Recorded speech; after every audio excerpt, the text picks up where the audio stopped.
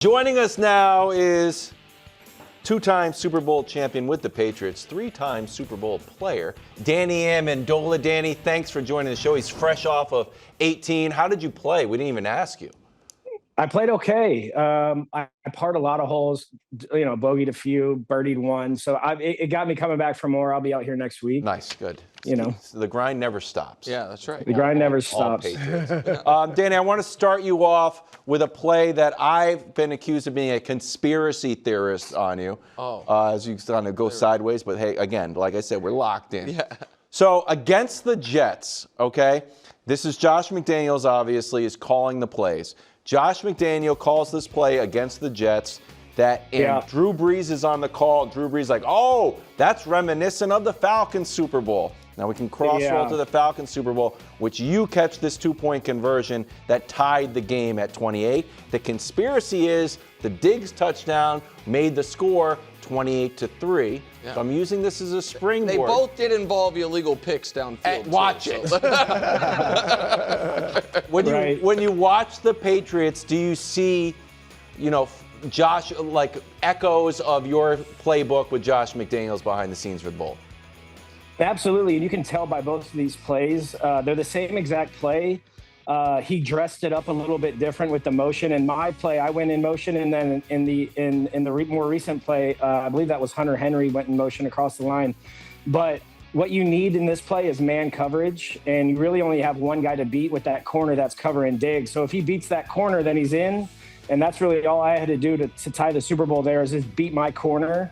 And we knew if we had man coverage, we're going to have a good look. You could tell when the tight end goes in motion versus the Jets that it was a man coverage play, and they knew they just had to get 3 or 4 yards, which was very advantageous for Diggs to do there. They walked in there, same play, just with a little bit extra dressing on there. And these teams see these plays, for years and years, and Josh McDaniels does a great job of just dressing it up just a little bit different, so it's a little bit unexpected.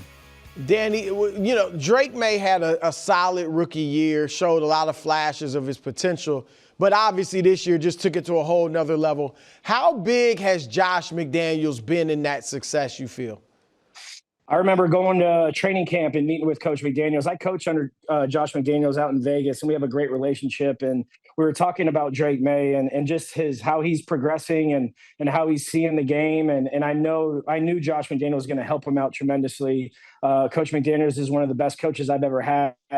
He's just a great teacher. He can relate to the players. He has a multitude of film and resources that he can pop on and show the guys and show Drake just how it's done at a high level. And Coach McDaniels, he sets the standard with the players at a very high level. And you got to show up every day and get better. And I'm not surprised by Drake Maye's success.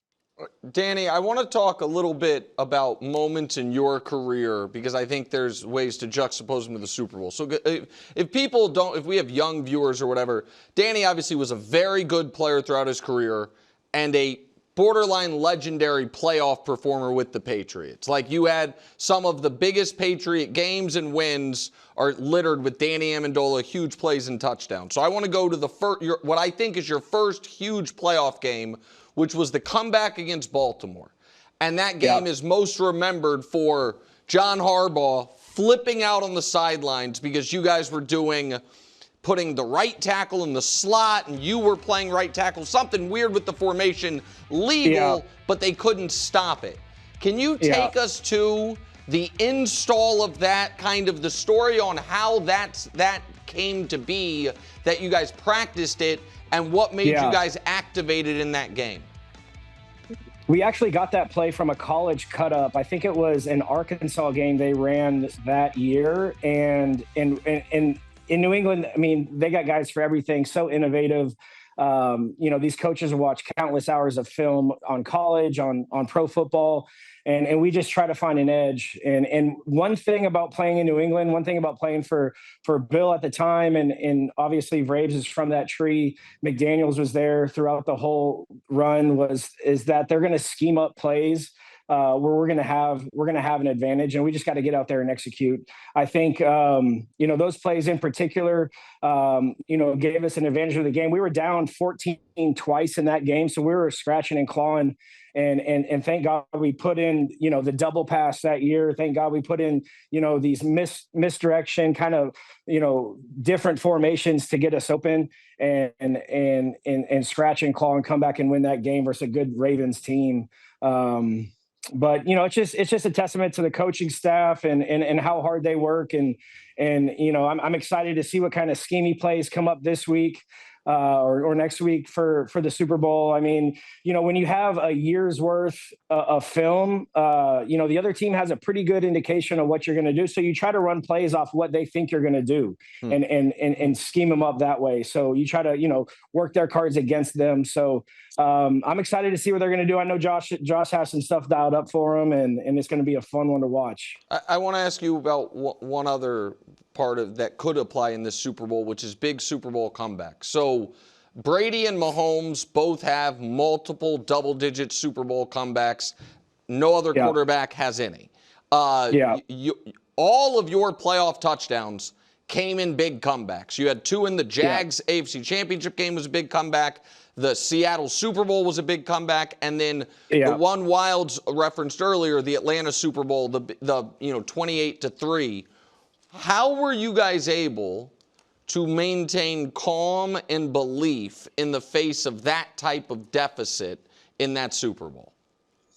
Well, to answer your question, first off, I think, everybody would love to get out ahead early and run the ball all game and run the clock out and just have a landslide. In these particular games, we were down, by a considerable amount of points. So we had to spread the offense out. We had to resort to throwing the ball, which, usually if we're winning, it's 4-minute offense. I'm out. I'm really not even in the game. We're gonna run the ball, try to run the clock out. But we were down, and we tried to, get our skill, our receivers out there, 3 or 4 receivers out there, and throw the ball, put the ball in Tom's hand, and come back from a deficit that way. But the reason why I think we were able to compete and win, late in those games, because we were a well-conditioned team, and it all goes back to how Coach Belichick ran our organization. Tough, smart, fundamentally sound. We conditioned late into the season. Even in the Super Bowl week, we'd be running hills. We would be, running conditioning after practice. So when we got into these tight fourth quarter games and we had our skill position out on the field for, in this place, 65 plays, 70 plays. I think we ran like close to 90 plays that game. Wow. So it was a lot of running, but I just, it goes back to the type of conditioning that we were in at the time. And we were ready to be out there all game for as long as it took to win.